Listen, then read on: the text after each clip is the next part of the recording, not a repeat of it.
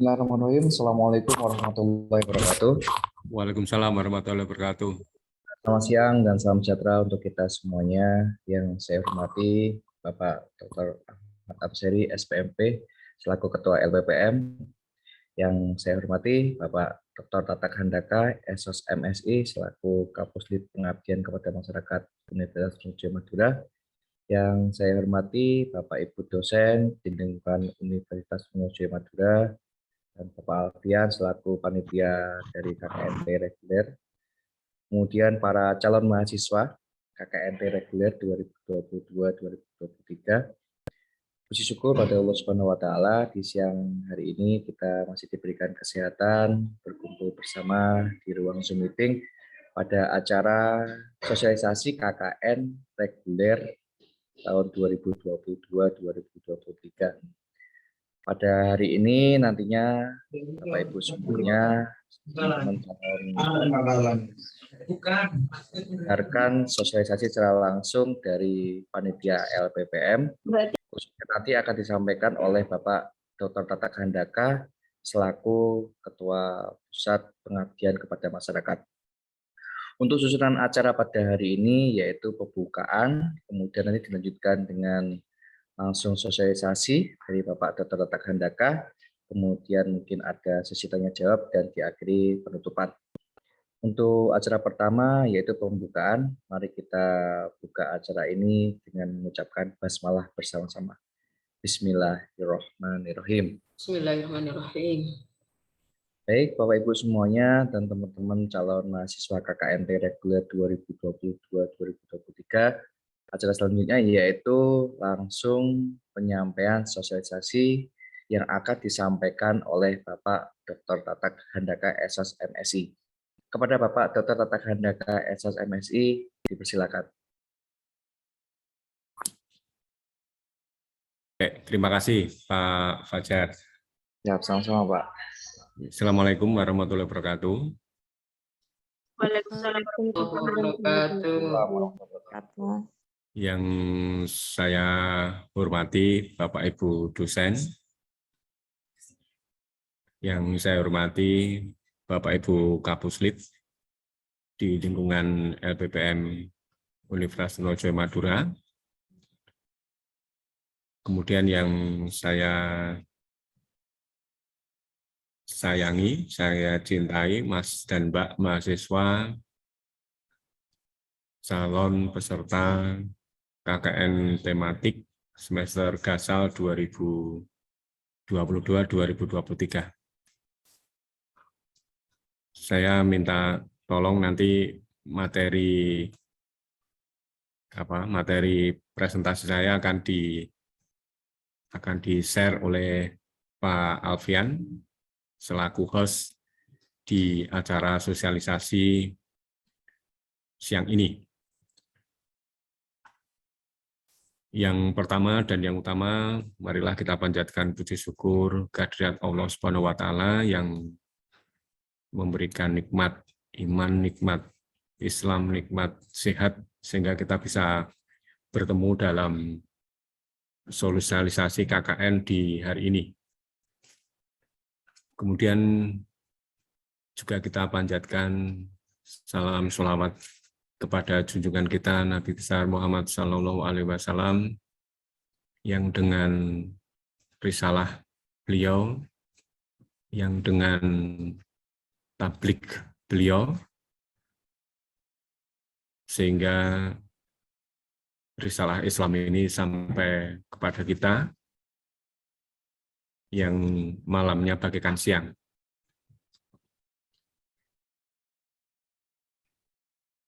Baik Mas dan Mbak, pada pertemuan ini kita akan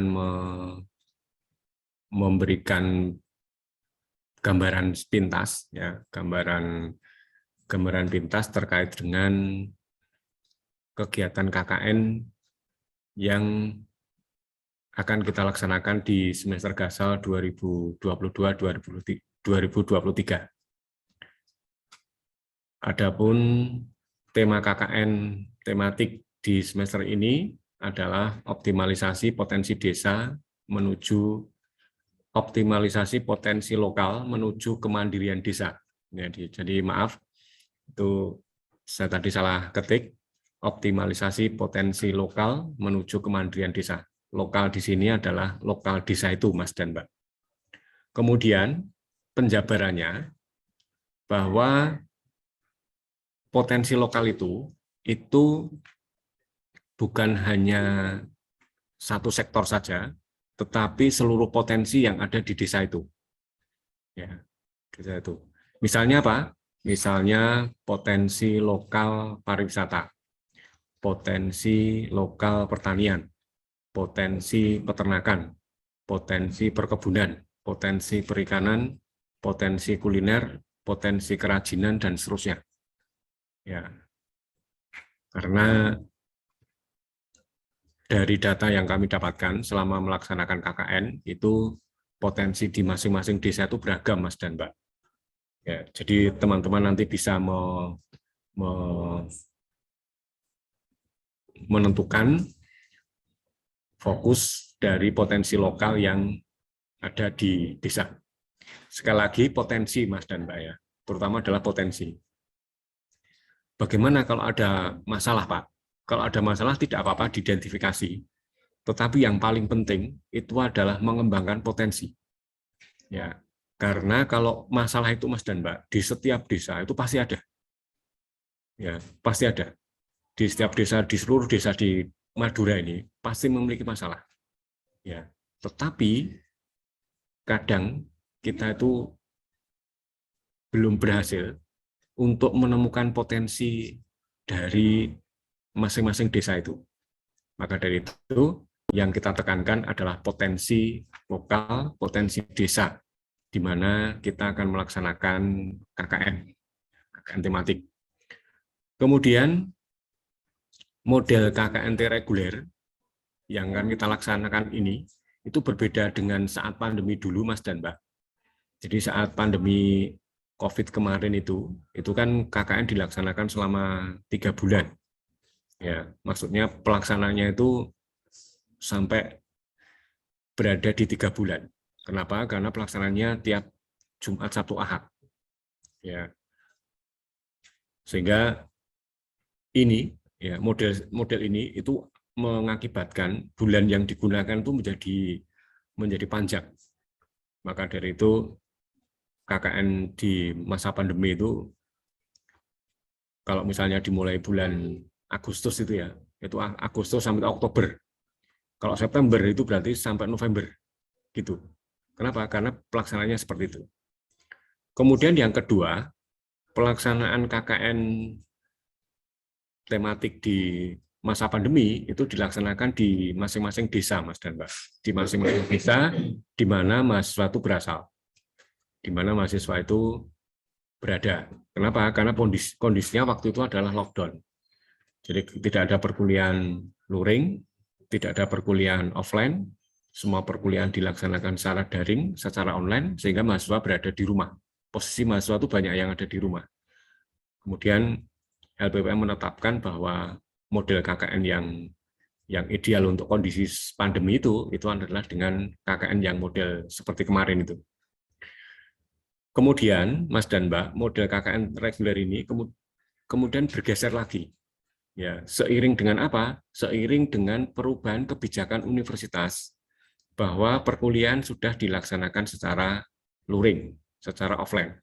Sehingga kemudian kebijakan ini itu juga harus diikuti ya, dengan perubahan model KKN reguler, KKNT. Sehingga model pelaksanaan KKNT itu dilaksanakan seperti dulu sebelum pandemi, yaitu dilaksanakan setiap hari, mahasiswa berada di desa atau lokasi KKN selama 1 bulan. Ya, jadi KKN tidak lagi dilaksanakan tiap hari Jumat, Sabtu, Ahad, tetapi dilaksanakan setiap hari selama 1 bulan. Jadi mahasiswa berada di desa atau lokasi KKN selama 1 bulan.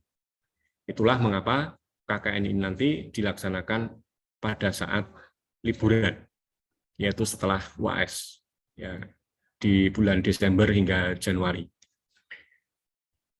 Baik, kemudian yang perlu kita sampaikan bahwa pendaftaran KKNT itu memerlukan pendaftaran ulang, Mas dan Mbak. Jadi setelah kita setelah kita melakukan KRS, ya mengisi mata kuliah KKN di KRS itu atau di KPRS, maka kita perlu melakukan pendaftaran ulang KKNT secara online di laman ini, ya ikkn.trunojo.ac.id. Jadi sekali lagi kita ingatkan bahwa mahasiswa wajib melakukan pendaftaran ulang KKNT melalui laman ikkn.trunojoyo.ac.id. Tujuannya untuk apa? Tujuannya agar kita mendapatkan data fix, ya, data pasti terkait dengan jumlah mahasiswa KKN. Bila mahasiswa tidak mendaftar ulang di laman tersebut, maka dianggap tidak memprogram mata kuliah KKN. Artinya bahwa nama teman-teman itu tidak akan ada di dalam daftar peserta KKN semester dasar 2002-2023. Jadi sekali lagi, kita ingatkan bahwa mahasiswa wajib melakukan pendaftaran ulang. Kemudian, setelah melakukan pendaftaran ulang, tahap berikutnya adalah melakukan pendaftaran kelompok. Ya, jadi mahasiswa mendaftarkan kelompok itu secara online melalui link yang sudah disediakan oleh LPPM. Ya, melalui link yang sudah disebar di pengumuman yang dikeluarkan oleh LPPM itu. Ya, jadi mahasiswa menentukan kelompoknya. Perubahan ini seiring dengan program pemerintah, yaitu MBKM, ya, Merdeka Belajar, Kampus Merdeka, sehingga perubahan ini perlu dilakukan. Ya. Selain itu juga untuk memudahkan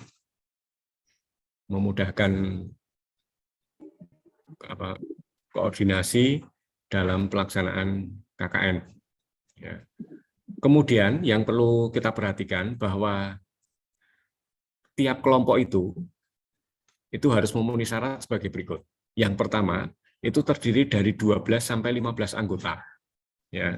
Jadi kalau sudah jumlahnya 15, itu jangan menambah kelompok. Ya. Dan kalau jumlahnya belum 12, itu silakan ditambah. Gitu ya, 12 sampai 15. Agar ini bisa diklaim sebagai kinerja dari kegiatan KKNT. Kemudian kelompok itu terdiri dari mahasiswa dan mahasiswi. Mengapa perlu terdiri dari mahasiswa dan mahasiswi? Karena pengalaman kita, kalau kelompok itu isinya mahasiswi semua, itu biasanya mobilitasnya, terus kemudian beberapa hal teknis itu sulit dilaksanakan oleh yang mahasiswi, ya, yang mbak-mbak. Jadi tiap kelompok itu sebaiknya ada masnya. Kenapa? Karena memang ini pertama untuk mobilisasi, terus kemudian untuk mengerjakan hal-hal yang teknis, ya, yang teknis yang mbak-mbak tidak paham atau seandainya paham itu tidak bisa mengerjakan, ya, secara fisik ya terutama. Ya. Itu perlunya komposisi ini. Ya. Berapa jumlah mahasiswanya, Pak? Terserah. 1 boleh, 2 boleh, 3 boleh, dan seterusnya. Ya. Tapi juga jangan kemudian semuanya cowok gitu ya, jangan. Kemudian yang berikutnya adalah kelompok minimal berasal dari 3 prodi. Ya, 3 prodi dan atau minimal 2 fakultas. Jadi kalau misalnya dari FEB, misalnya mahasiswa FEB membentuk satu kelompok dari prodi manajemen, akuntansi, dan IESP, misalnya studi pembangunan, boleh. Mahasiswa pertanian, misalnya dari prodi TIP, kemudian dari prodi agribisnis, kemudian dari prodi agroteknologi, bisa. Atau mahasiswa FISIP, misalnya dari prodi ilmu komunikasi, sastra Inggris, sosiologi, itu boleh.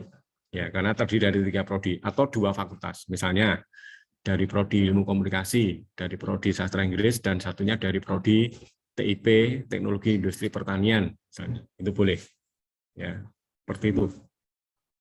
Itu teman-teman harus memperhatikan ini, ya, komposisi dari prodi itu.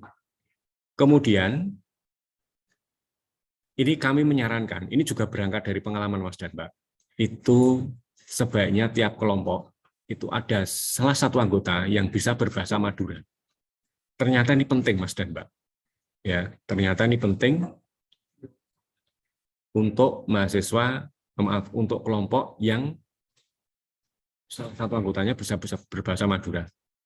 Karena pengalaman kami, Mas dan Mbak, itu kalau kelompok itu masih berhubungan dengan perangkat desa, kemudian dengan kecamatan, dengan sekolah, dengan madrasah, itu mungkin masih bisa, Mas dan Mbak, masih bisa berkomunikasi. Tetapi untuk kasus-kasus tertentu, Mas dan Mbak, ketika pelaksanaan program kerja atau proker yang dihadapi adalah masyarakat, ya, masyarakat desa, itu belum tentu semua warga itu bisa berbahasa Indonesia, Mas dan Mbak. Kalau toh bisa, itu mendengarkan, tapi kemudian menjawabnya nanti pakai bahasa Madura. Gitu. Jadi terutama yang sudah sepuh gitu ya, yang sudah sepuh, yang sudah tua itu, nanti kalau kita bicara dengan bahasa Indonesia, itu mungkin warga ini tahu maksudnya, tetapi menjawabnya nanti pakai bahasa Madura. Gitu. Nah, untuk menghadapi bila terjadi kasus-kasus seperti ini, maka dibutuhkan tiap kelompok itu sebaiknya ada anggota yang bisa berbahasa Madura. Ya. Apakah pernah terjadi? Sering. Ya, beberapa kali terjadi kasus-kasus seperti ini. Ya. Kenapa? Karena memang proker itu audiensnya, sasarannya itu tidak selalu warga atau masyarakat yang bisa berbahasa Indonesia dengan baik. Ya. Tetapi kadang itu, ya itu tadi, seperti yang saya sampaikan tadi. Baik, selanjutnya. Yang berikutnya adalah pendaftaran lokasi KKNT. Ya, jadi kelompok itu bisa memilih desa atau lokasi KKN yang telah disediakan oleh BPM. Ya. Kemudian kelompok ini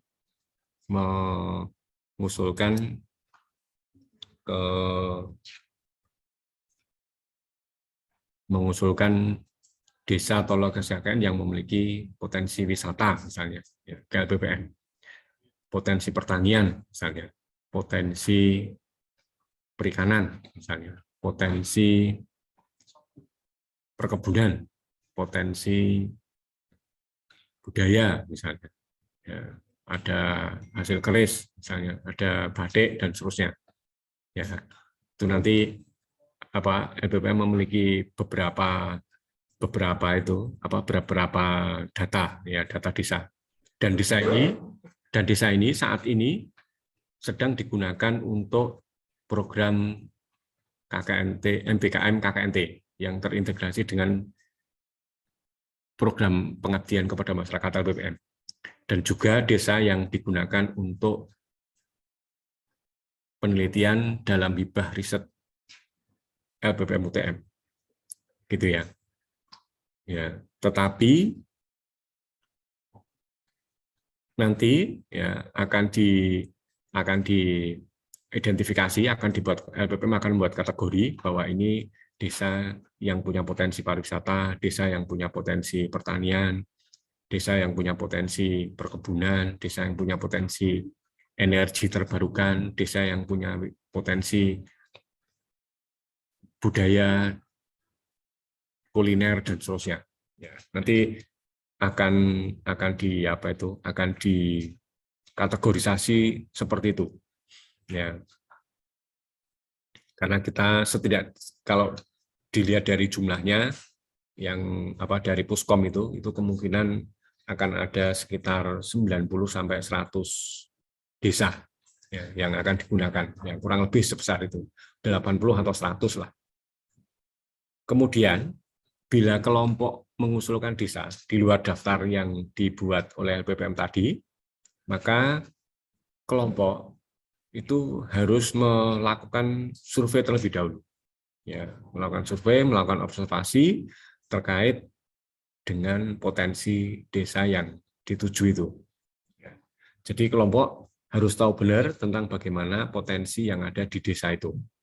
Ya, entah itu potensi pariwisata, potensi pertanian, atau potensi yang lain. Tapi mahasiswa atau kelompok itu harus benar-benar tahu terkait dengan potensi yang dimiliki oleh desa.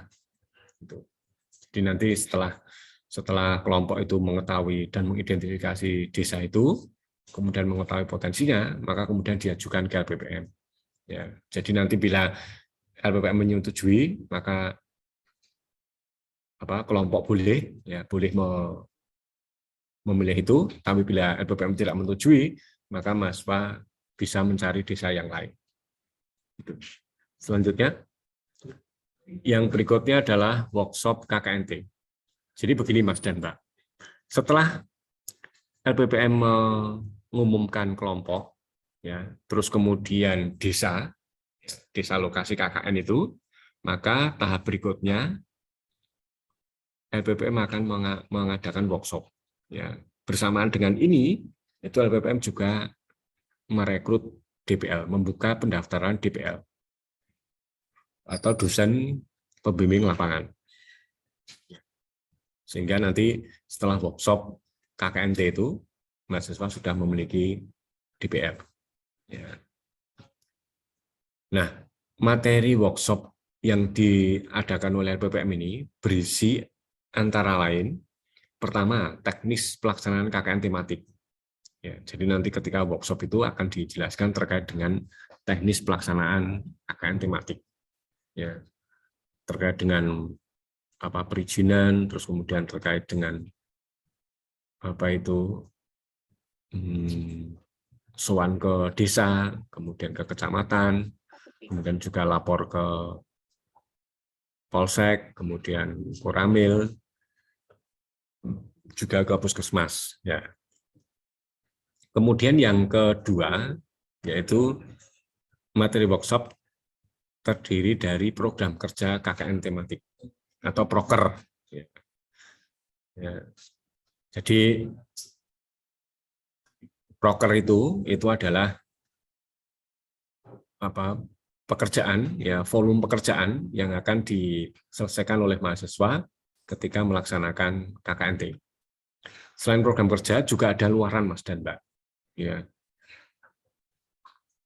Kita menyarankan agar luaran itu dihasilkan dari program kerjanya. Ya. Ya, kalau bisa. Apakah harus selalu begitu, Pak? Apakah tidak boleh luaran KKN tematik tidak berdasarkan program kerja? Boleh.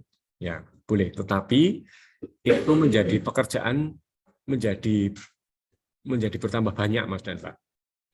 Kalau melaksanakan proker kemudian itu nanti menjadi luaran, itu kan lebih sederhana ya prosesnya itu dibanding mengerjakan proker sendiri dan tidak menjadi luaran, kemudian luarannya itu dikerjakan sendiri. Ya, jadi ini sebuah proses yang terpisah. Wah, itu kan lebih lama lagi, Mas dan Pak, ya pengerjaannya. Kemudian yang berikutnya adalah topik-topik pendukung suksesnya KKN tematik.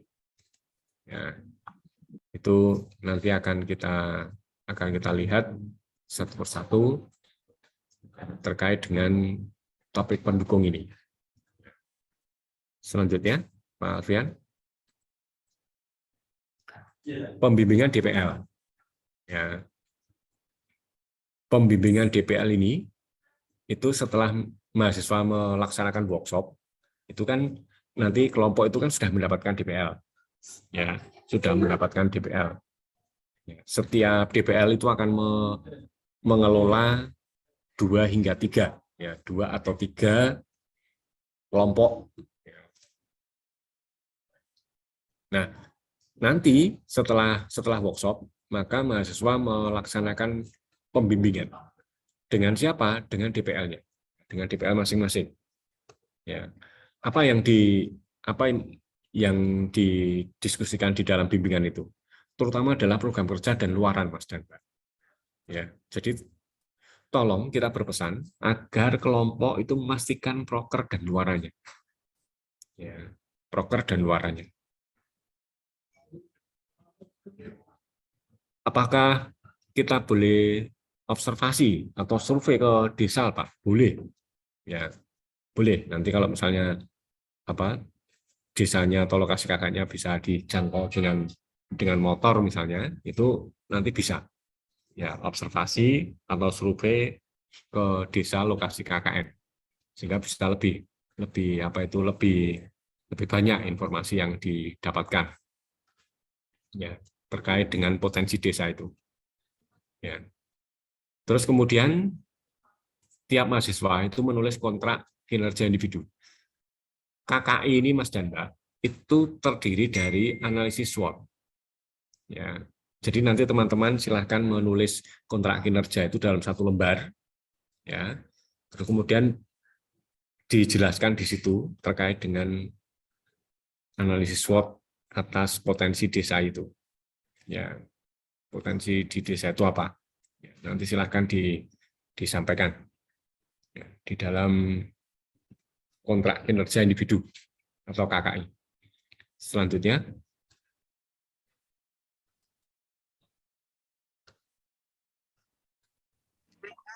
pemberangkatan KKN. Ya, pemberangkatan KKNT itu nanti akan ditandai dengan acara pembukaan secara daring ya atau online melalui media Zoom. Ya. Pemberangkatan KKN dilaksanakan pada tanggal 23 Desember 2022. Ya. Jadi mahasiswa itu boleh berangkat ya sudah boleh mengikuti acara pembukaan KKNT setelah mengikuti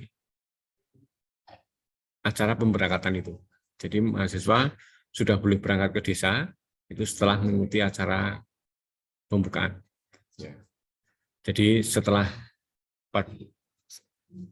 pada tanggal 23 Desember itu, setelah mahasiswa melakukan pembukaan secara daring, maka kemudian mahasiswa boleh berangkat. Bisa langsung berangkat menuju ke desa. Maksudnya begitu. Kemudian mahasiswa itu mengisi logbook ya dan SAP selama pelaksanaan KKNT. Logbook itu diisi setiap hari Mas dan Mbak. Ya, logbook itu biasanya terdiri dari narasi dan foto. Ya, maka dari itu jangan lupa terkait dengan ini logbook ini yaitu diisi setiap hari. Tapi kalau SAP diisi ketika proker itu sudah selesai. Ya. Selanjutnya,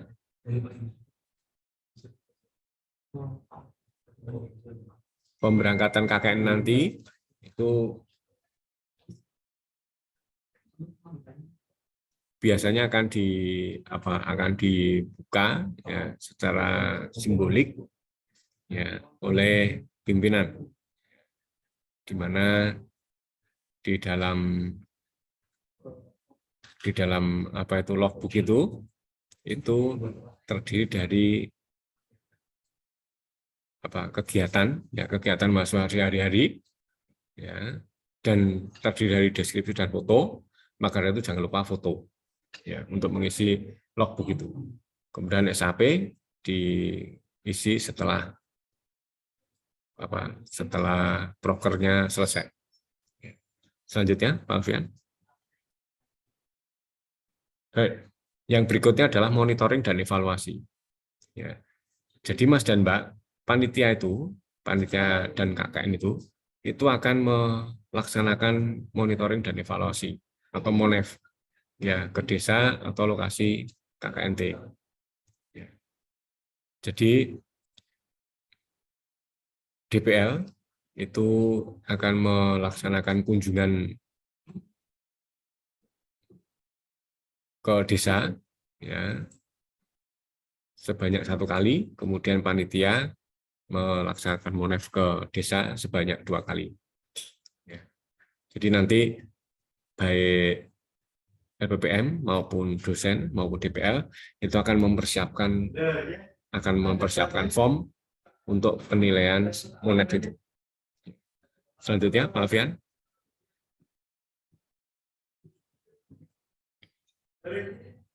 monitoring dan evaluasi ini itu dilaksanakan nanti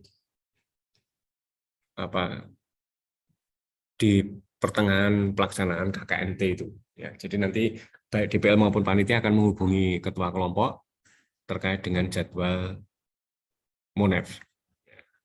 Selanjutnya, nah ini penutupan. Jadi mahasiswa mengakhiri pelaksanaan KKNT pada tanggal 19 Januari. Ya, tanggal 19 Januari. Nah ini Mas dan Mbak, ini pengalaman kami selama melaksanakan KKNT di masa pandemi. Jadi Mas dan Mbak, kelompok ya untuk kelompok itu sebaiknya jangan melaksanakan penutupan KKN itu dalam acara yang besar, terutama ketika mengundang warga atau masyarakat. Ya, itu sebaiknya tidak kita lakukan, ya kita hindari ya. Pelaksanaan yang melibatkan banyak orang, ya, dan bahkan seluruh warga desa misalnya itu diundang, ya itu jangan. Ya. Yang pertama itu karena terkait dengan biaya, ya karena kalau biaya itu ditanggung oleh kelompok maka itu menjadi berat. Kemudian yang kedua, ini masih masa-masa pemulihan, ya jadi kurang baik bila kemudian mengadakan pertemuan yang dalam skala besar. Bagaimana Pak kalau misalnya Pak Klebun yang menghendaki? Kalau misalnya Pak Klebun yang menghendaki, maka kita edukasi bahwa peserta yang diundang itu tidak banyak. Ya. Tidak banyak. Kenapa perlu dibuat rambu-rambu seperti itu? Itu karena beberapa acara penutupan itu membutuhkan biaya. Biayanya tidak sedikit. Jadi biayanya cukup besar. Dan itu tentu kalau misalnya diberikan ke kalau biaya itu dibebankan kepada mahasiswa, saya kira berat. Baik, ini yang terakhir, laporan akhir dan luaran. Jadi kelompok menulis laporan akhir setelah pelaksanaan KKNT. Ya, jadi sekali lagi bahwa laporan akhir itu ditulis oleh kelompok. Jadi satu kelompok cuma satu kelompok hanya satu laporan akhir. Ya, setelah pelaksanaan KKNT. Apakah laporan akhir bisa dicicil selama masa pelaksanaan KKN, Pak? Boleh. Ya, itu jauh lebih bagus. Jadi laporan akhir itu dikumpulkan ke DPL dan LPPM dalam bentuk file. Ya. Kemudian tiap mahasiswa menulis luaran yang telah dihasilkan. Tiap mahasiswa mengumpulkan luaran ke DPL dan LPPM dalam bentuk file. Jadi sekali lagi, Mas dan Mbak, kalau misalnya jumlah prokernya itu banyak dan bisa laporan kan buruk. Bagi, maka kelompok itu, terutama ketua kelompok itu harus memastikan bahwa tiap mahasiswa itu mengerjakan satu proker dan satu luaran. Ya, sehingga nanti tiap mahasiswa itu bisa menulis luaran yang telah dihasilkan. Dan tiap mahasiswa itu mengumpulkan luaran ke DPL dan LPPM dalam bentuk file. Ya, ingat, ini nanti akan menjadi penilaian untuk tiap-tiap mahasiswa. Seperti itu. Baik, saya kira itu file yang terakhir. Saya ucapkan terima kasih. Kalau ada pertanyaan, monggo disampaikan. Saya kembalikan kepada moderator Pak Fajar. Terima kasih. Monggo Pak Fajar.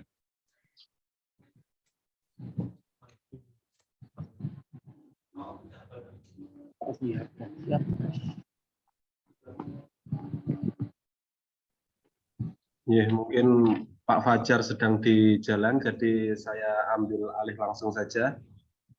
Untuk sesi selanjutnya kita diskusi saja. Jadi kita ambil 3 pertanyaan dahulu, nanti dijawab dan rekan-rekan bisa langsung raise hand. Mbak Milani Sari, Mbak Alfiah, dan satu lagi mungkin ada yang perlu ditanyakan, silakan raise hand. Ya, mungkin sama Mbak Inge Novitasari. Sesuai dengan urutan, silakan open mic. Apa yang ditanyakan padat, jelas. Silahkan Mbak Milani Sari. Silahkan.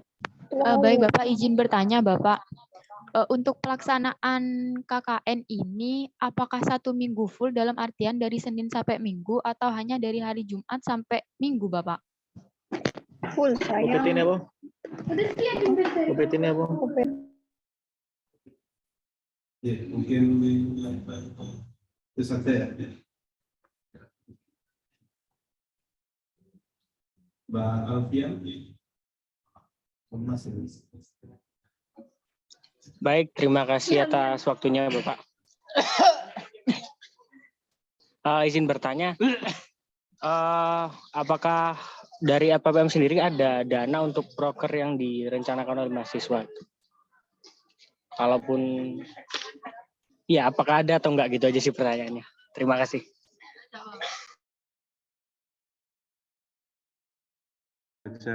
Selanjutnya Mbak Inge Novitasari. Baik, terima kasih atas kesempatannya Bapak. Sebelumnya, Assalamualaikum warahmatullahi wabarakatuh. Perkenalkan, saya Novitasari dari Prodi Akuntansi Angkatan 19. Saya di sini izin bertanya Bapak, karena saya sudah membuka laman KKN, e-KKN, yang mana di laman tersebut terdapat syarat bahwasanya ada beberapa syarat pendaftaran KKN, yang terakhir itu telah lunas pembayaran KKN di Bank BRI. Yang ini saya tanyakan, berapa nominal pembayaran KKN dan rekening yang harus rekening tujuan dalam pembayaran ini tidak dijelaskan di sini. Seperti itu Bapak. Terima kasih.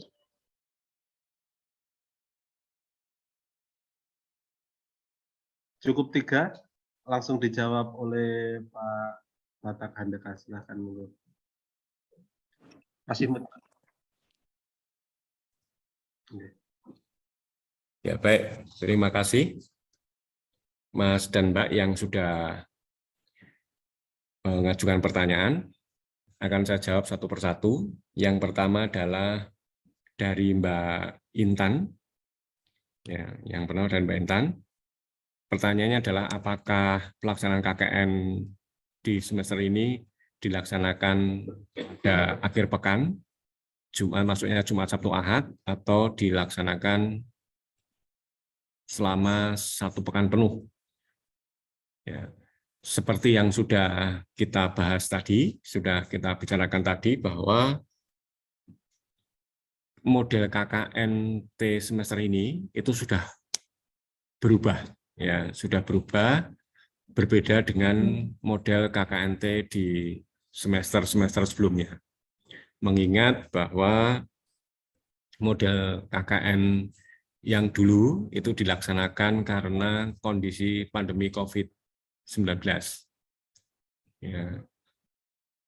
Karena pandemi COVID-19 sudah berakhir, kemudian universitas juga sudah menetapkan keputusan bahwa perkuliahan dilaksanakan secara luring atau offline, maka model KKN juga berubah, di mana pelaksanaan KKN dilaksanakan selama 1 bulan penuh. Ya, jadi mahasiswa tinggal di desa lokasi KKN selama 1 bulan. Ya, tidak seperti dulu. Ya, hanya setiap Jumat Sabtu pekan, Jumat Sabtu Ahad itu enggak, tapi dilaksanakan penuh dari tanggal 23 Desember sampai 19 Januari. Ya, itu. Terus kemudian pertanyaan yang kedua itu adalah dari Mas Alfian. Ya, apakah ada atau tidak dana bantuan untuk proker pelaksanaan KKN? Jawabannya adalah LPPM tidak menyediakan dana atau anggaran untuk pelaksanaan proker KKN semester ini. Ya, Jadi persoalan ini itu terkait dengan pengurangan anggaran dari pemerintah untuk sejak pandemi COVID-19 dulu. Ya, jadi ini sudah lama sekali tidak ada bantuan untuk pelaksanaan proker karena setiap PTN di seluruh Indonesia itu anggaran DIPA-nya, anggaran DIPA universitasnya semuanya dikurangi 50%. Sehingga sejak sudah 2 tahun ini mungkin. Ini masuk ke tahun ketiga. Ya, itu sudah tidak ada lagi bantuan untuk pelaksanaan proker KKN.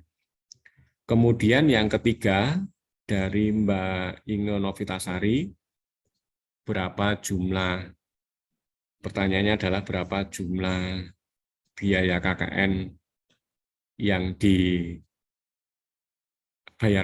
dan ke rekening mana. Ini maaf, saya pribadi kurang begitu memahami terkait dengan teknis pembayaran ini karena pembayaran itu yang mengurusi bukan LPPM tetapi dari BAU, ya BAU Universitas. Jadi nanti LPPM akan berkoordinasi dengan BAU terkait dengan teknis ini, apa Mas dan Mbak. Karena benar saya tidak tahu karena memang selama ini LPPM tidak pernah menangani teknis pembayaran KKNT ini. Ada tambahan akan segera kita komunikasikan bila sudah ada informasi dari BAU Universitas. Terima kasih.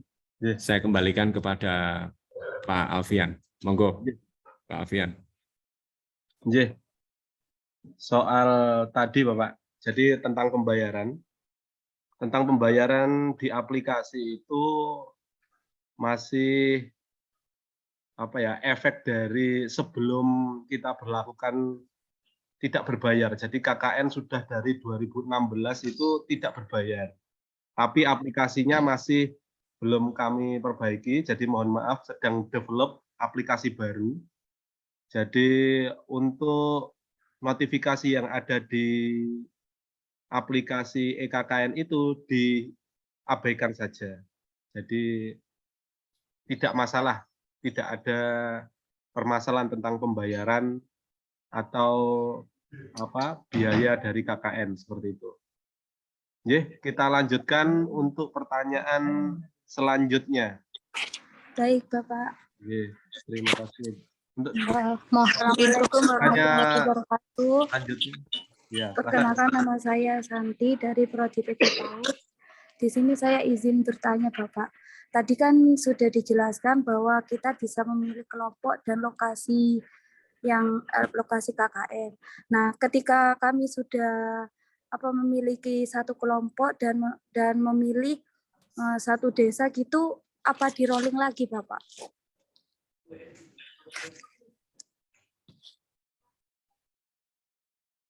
Baik, terima kasih. Assalamualaikum warahmatullahi wabarakatuh. Ya, silakan untuk penanya selanjutnya Mbak Rida. Maaf Bapak, interupsi. Iya. Tadi soal pertanyaan yang efektivitas KKN-nya dari hari Senin sampai Minggu itu jawabannya gimana Pak? Maaf tadi soalnya sinyalnya kurang jelas. Siap, nanti akan kita perjelas lagi. Untuk Bapak, pertanyaan. terima kasih. Assalamualaikum warahmatullahi wabarakatuh. Waalaikumsalam. Untuk pertanyaan selanjutnya Mbak Rida Anissa, silakan. Baik, terima kasih. Yang saya tanyakan untuk kelompok itu pilih sendiri, kelompok sama lokasi itu pilih sendiri atau bagaimana Bapak? Terus satu lagi, ada teman saya itu dia ambil KKN, tetapi di pengumuman nama itu tidak ada namanya Bapak. Baik. Itu saja? Iya Bapak. Iya, siap. Akan kita jawab nanti. Kurang satu lagi Mas Bagus Erlan. Baik Bapak, terima kasih atas kesempatannya. Jadi pertanyaan saya, apakah ada kriteria khusus Pak mengenai komponen kelompok antara jumlah mahasiswa dan juga mahasiswi Bapak? Demikian. Terima kasih Pak. Ya, cukup itu saja Mas Bagus ya. Sudah 3 sepertinya tadi tentang lokasi, kelompok, dan nama tidak tercantum di undangan Pak. Tadi tidak disebutkan namanya. Monggo Bapak Tatak. Baik. Terima kasih, Mas Alfian. Saya jawab satu persatu. Yang pertama adalah pertanyaan dari Mbak Santi dari PG PAUD. Kalau pertanyaannya adalah bila mahasiswa sudah menentukan kelompok, kemudian memilih desa, itu apakah ada kemungkinan untuk di rolling? Saya memahaminya ini di rolling kelompoknya dan juga di rolling desanya. Jadi nanti saya jawab kedua-duanya. Jadi begini Mas dan Mbak, LPPM itu akan menyediakan desa, ya, desa lokasi KKN, di mana desa lokasi KKN itu saat ini sedang digunakan untuk program MPKM KKNT yang terintegrasi dengan Abdimas, program pengabdian kepada masyarakat dari dosen. Ya, dari dosen. Kemudian ada juga desa yang sekarang ini dijadikan sebagai lokasi penelitian bagi MBKM riset untuk hibah riset internal LPPM UTM. Ya, jadi nanti LPPM akan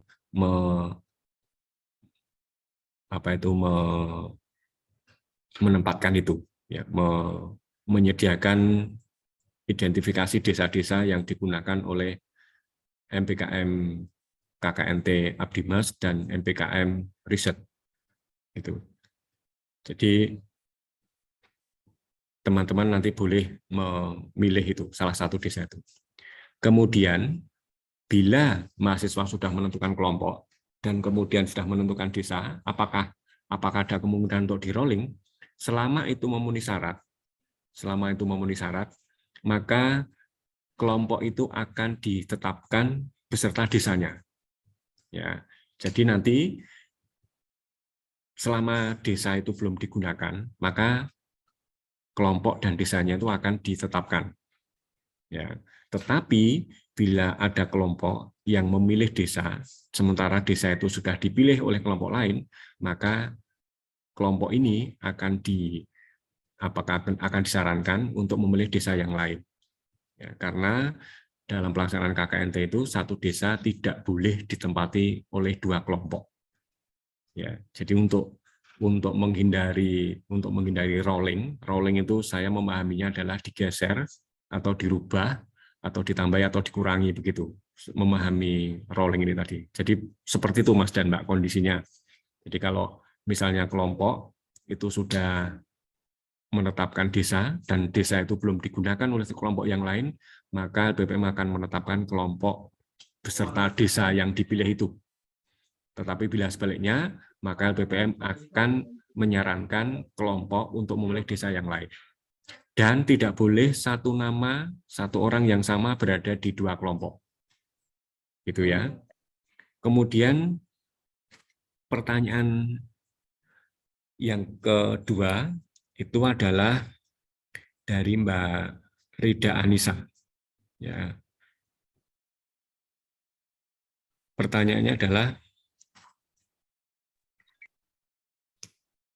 kelompok dan desa itu memilih sendiri atau bagaimana? Kemudian yang kedua, daftar KKN, temannya itu mendaftar KKN tapi tidak ada di dalam daftar. Saya jawab pertanyaan pertama. Bahwa tadi sudah kita sampaikan bahwa mahasiswa memilih kelompok sendiri. Ya, memilih kelompok sendiri dengan kriteria yang seperti tadi. Ya, seperti yang sudah kita bahas tadi. Ya, ada komposisi 3 prodi atau 2 fakultas. Ya, terus kemudian bisa juga perlu memperhatikan untuk apa itu, untuk komposisi mahasiswa dan mahasiswi, kemudian juga komposisi terkait dengan yang berbisa berbahasa Madura dan Misi izin jumlahnya bertanya untuk yang 12 sampai mahasiswa 15 dan MBKM seterusnya bagaimana? lagi. Ya, itu mekanisme kelompok dan desanya adalah seperti itu. Pemilihan desanya seperti itu. Kemudian pertanyaan yang kedua itu adalah mendaftar KKN. Saya memahami mendaftar KKN ini adalah KRS, ya, Mas dan Mbak ya. Jadi ada mahasiswa yang KRS mata kuliah KKN, tetapi tidak ada di dalam daftar. Daftar di sini itu saya memahaminya adalah siakat, ya, di dalam siakat. Ya. Itu yang pertama. Yang kedua itu sudah mengisi link IKKN, tetapi belum ada daftar. Bisa jadi seperti itu. Tetapi saya akan jawab dua-duanya. Yang pertama, kalau mahasiswa itu sudah merasa KRS, sudah mengisi mata kuliah KKN, tetapi tidak ada di dalam daftar nama, itu berarti data mahasiswa tersebut tidak masuk ke dalam siakat.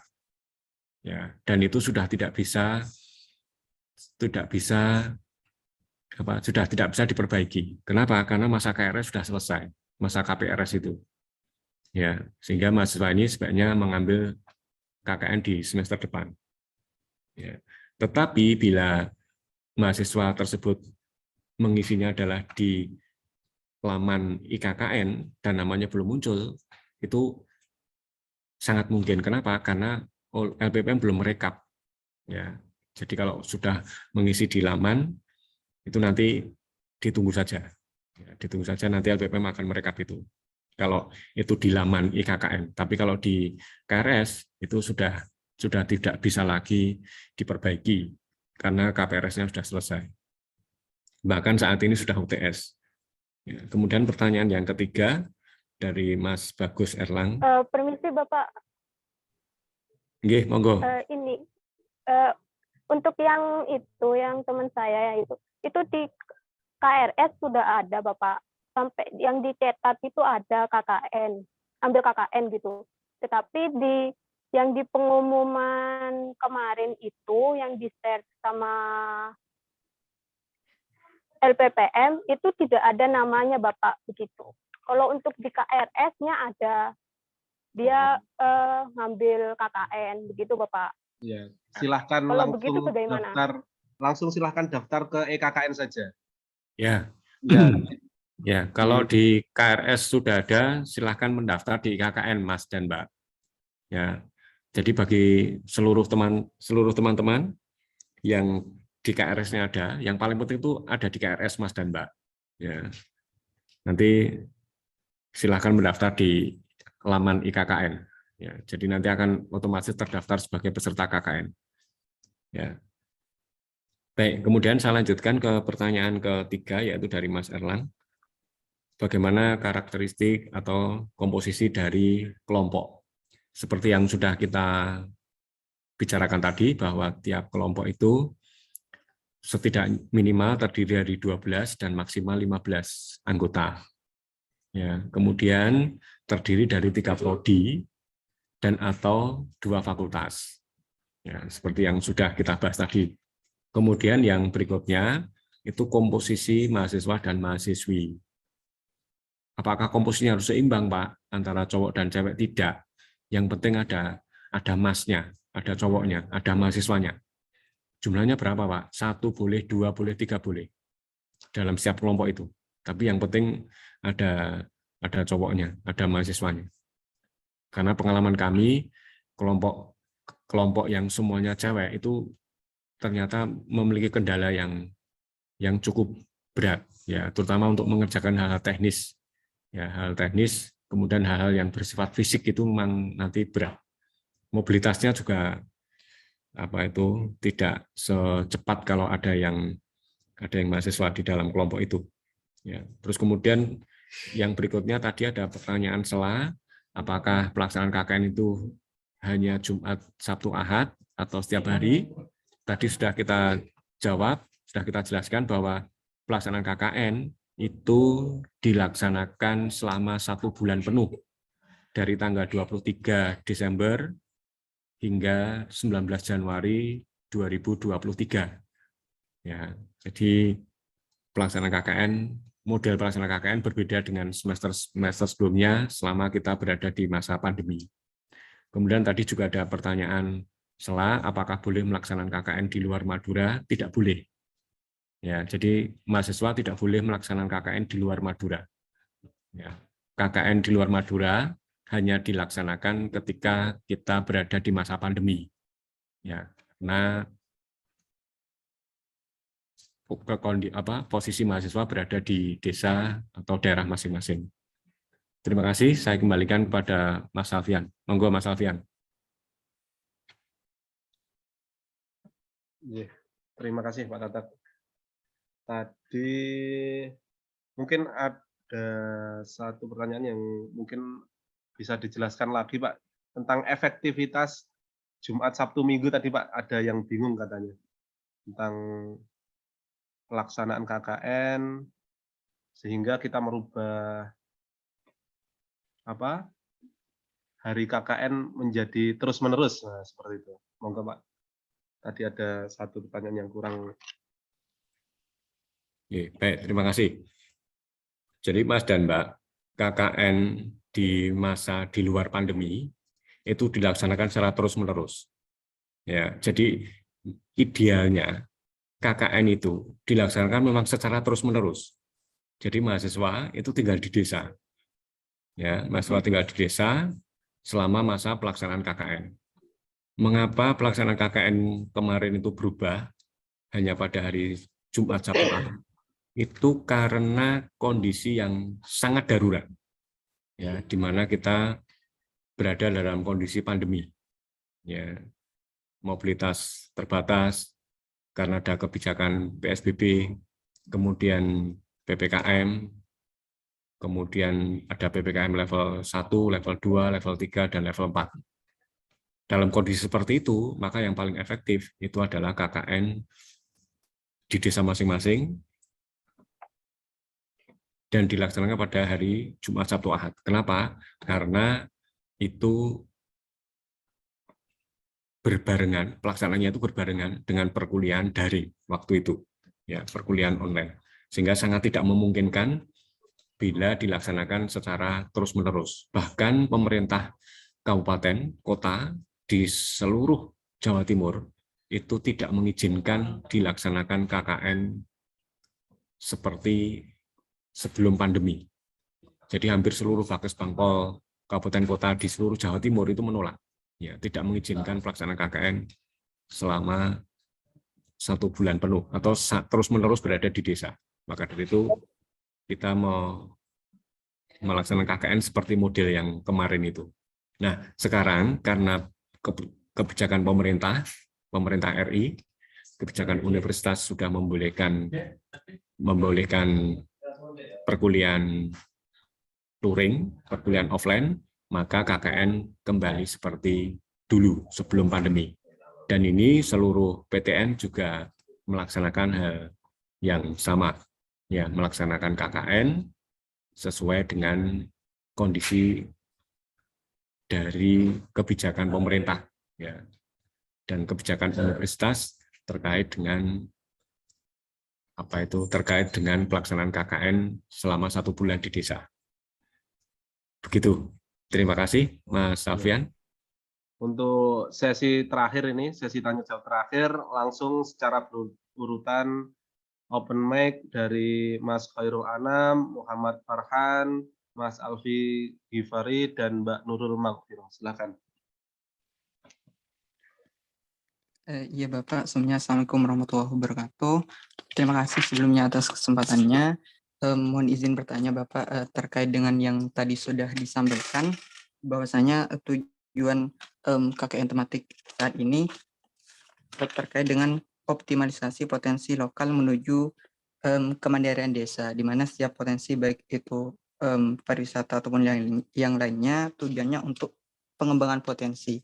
Nah, sejalan dengan hal tersebut Bapak, yang ingin saya tanyakan sesuai dengan yang tadi disampaikan bahwasanya terdapat setidaknya ada minimal 2 fakultas dan 3 prodi. Nah, tentunya nanti misal dalam contoh ada saya misal dalam Fakultas Hukum, terus juga misal ada juga di bagian teknik sistem informasi misal Bapak. Nah, dalam hal ini, dalam tujuan pengembangan potensi ini Bapak, apakah kita untuk nanti hasil akhirnya dalam tujuan pengembangan potensi ini Bapak perlu mengintegrasikan semua bidang yang ada dalam kelompok kita Bapak. Misal saya hukum, nanti pengembangan misal pariwisata dalam bentuk kebijakan, atau juga misal dalam teknik sistem informasi misal teknologi misal gitu Bapak.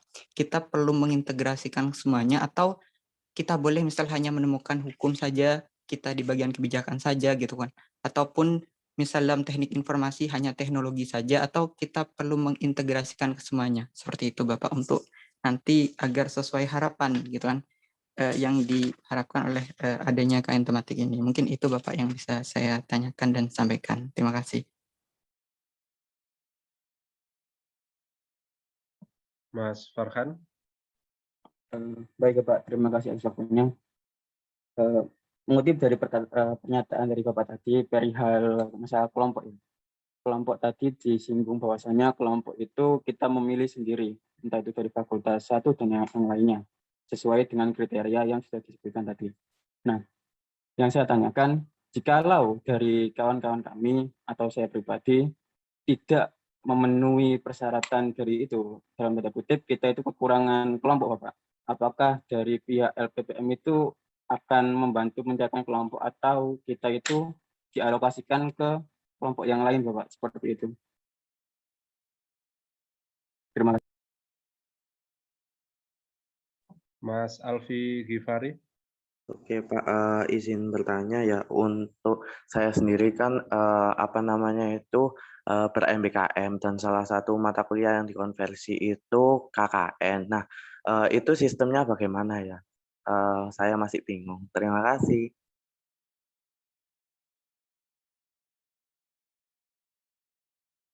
Mbak Nurul, monggo.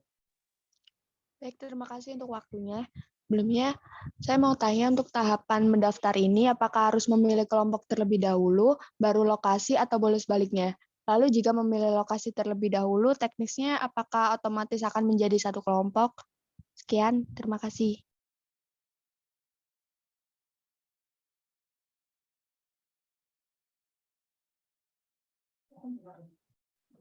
Mbak Hindun Novitasari. Terakhir ya, silakan. Baik, terima kasih Pak. Saya ingin bertanya, tadi kan saya coba untuk saya sudah daftar, tapi saya salah memilih semester Pak. Itu bagaimana ya Pak? Apakah bisa melakukan daftar ulang lagi atau gimana? Gitu aja Pak, terima kasih.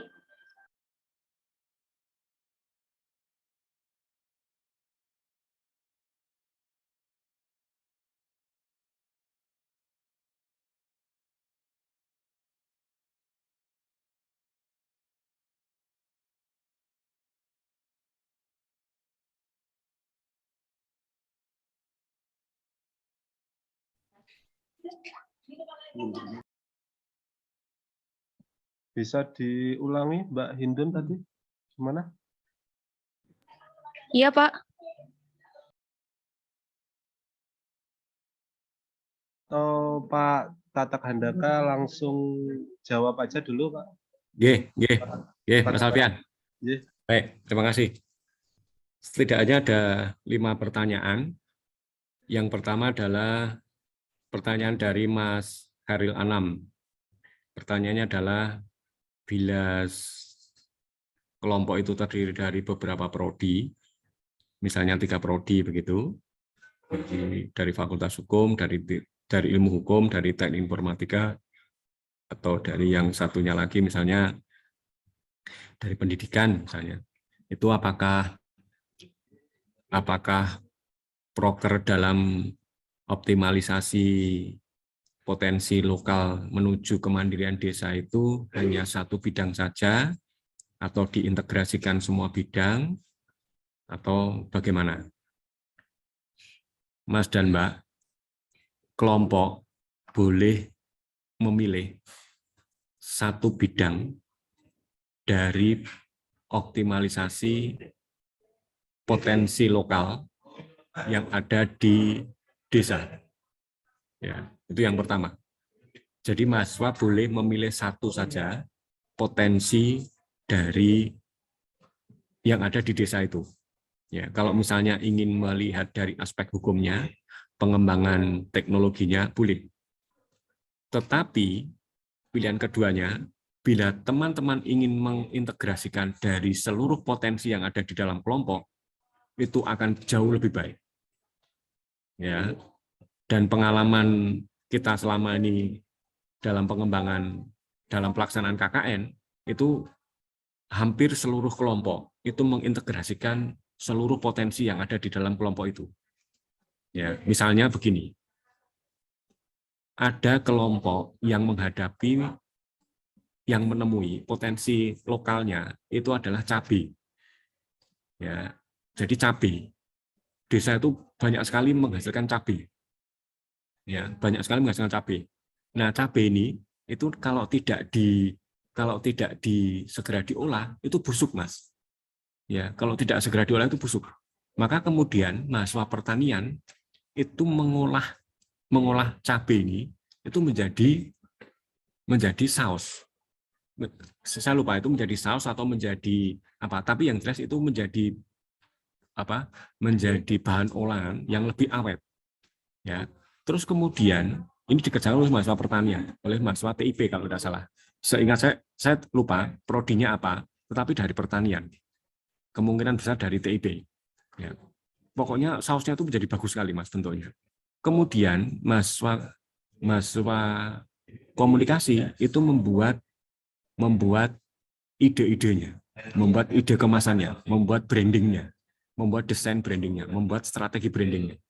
Kemudian mahasiswa teknik informatika itu yang membuat teknis pelaksanaan cetaknya itu, Mas dan Mbak. Ya, cetaknya itu. Nah, kemudian mahasiswa dari FEB itu yang merencanakan pemasarannya, termasuk apa pemasaran apa itu dalam pertemuan RT, PKK dan seterusnya. Itu. Ya. Jadi ini akan lebih baik, Mas dan Mbak.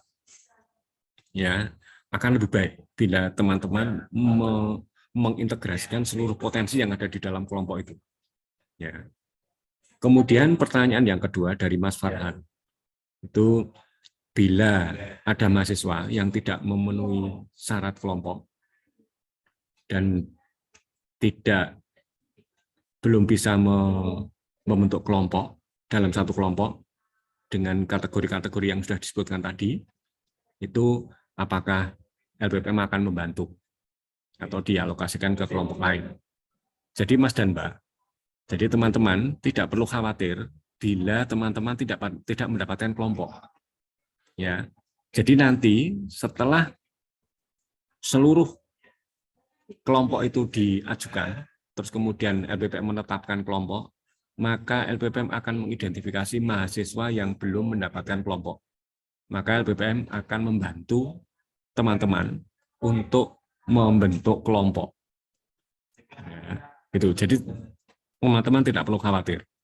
Ya, bila ada ya kondisi-kondisinya bila seluruh kelompok sudah memenuhi syarat, maka teman-teman yang belum mendapat kelompok itu akan dijadikan dalam satu kelompok. Kemudian bila ada kelompok yang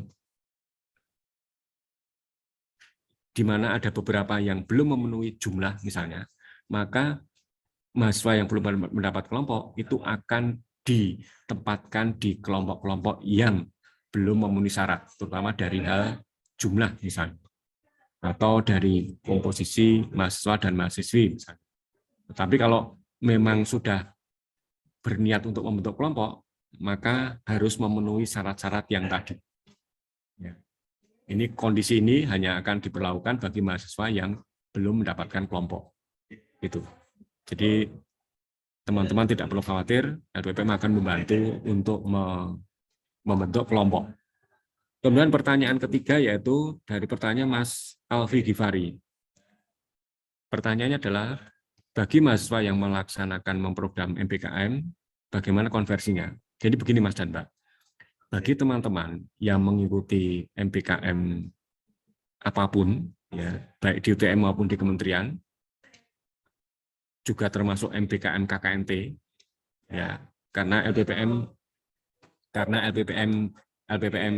juga mengadakan MBKM KKNT yang terintegrasi dengan program pengabdian kepada masyarakat oleh dosen, maka konversi nilai itu jadi tahapnya itu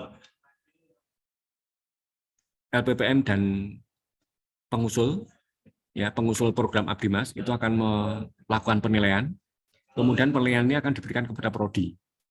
Ya, bila prodi mengkonversi KKNT ini, yang salah satunya adalah KKN, ya, maka KKN reguler akan dikonversi menjadi salah satu mata kuliah dari MBKM KKNT.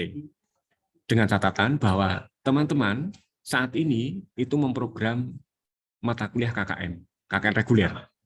Tapi bila teman-teman tidak memprogram mata kuliah KKN reguler, kemungkinan besar tidak bisa dikonversi. Kenapa?